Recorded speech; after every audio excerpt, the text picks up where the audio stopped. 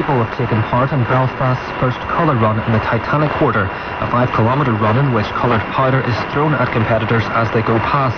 As Mark Simpson reports, it's expected to raise more than £50,000 for charity.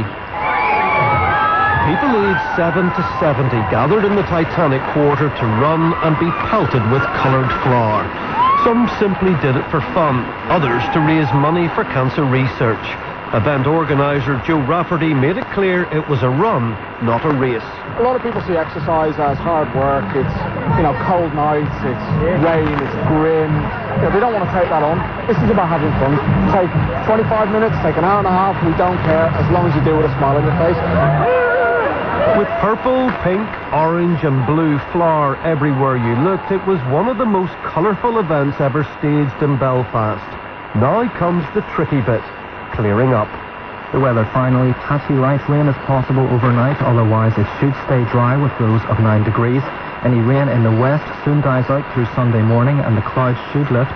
It will feel warm as winds remain light with the odd bright or sunny spell. Sunday's top temperature will be 20 degrees. Our next bulletin is at 7 in the morning. BBC Radio Ulster News. And that's just about it from BBC Radio Ulster for another day. The time is now approaching midnight. In just a moment I'll be handing you over to our colleagues at Radio 5 Live, where you'll hear a voice that may indeed be very familiar to you. It's that of Stephen Nolan, and he's on air until 1 o'clock, so do stay with him if you can.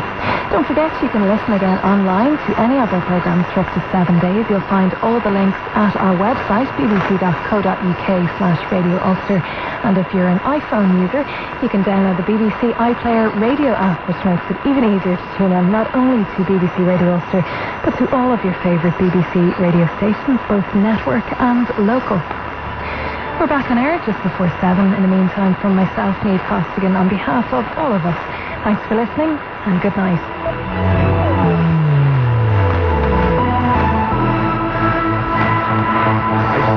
This is BBC Radio 5 Live. Good evening, it's midnight. It's the Nolan Show from the BBC on 5 Live. We're just hearing that a prominent Syrian former official has spoken to the BBC and warned against military intervention in Syria. There is compelling evidence that chemical weapons have been used on innocent people in the country. The former Foreign Secretary, Sir Malcolm Rifkin, has been on this programme tonight saying it is time to help civilian communities in Syria defend themselves. We cannot simply wring our hands and say how terrible it is. I think the crucial requirement is to enable civilian communities in Syria to actually defend themselves when they're being attacked by the Assad regime. The Middle East expert Patrick Coburn doesn't agree. They can't defend themselves in Damascus. Some of these areas that were attacked with chemical weapons, so far as we know, are really in the heart of Damascus, but they're pretty well indefensible. We'll speak to a former ambassador to NATO.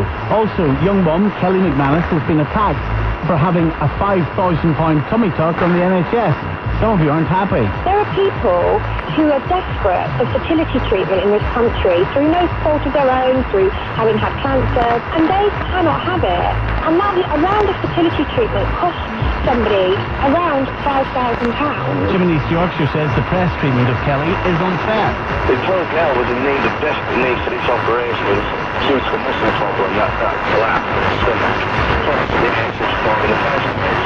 Our country as a whole is spending billions of pounds fighting unwinnable wars, and these poor girls being picked out and victimised. We'll continue to take your calls tonight, 0500 909 693. Up next, the paper review with the Labour MP Lucy Paul and the former Conservative MP Edwina Curran. The Midnight News, first of all, with Natalie Donovan. Downing Street says David Cameron and Barack Obama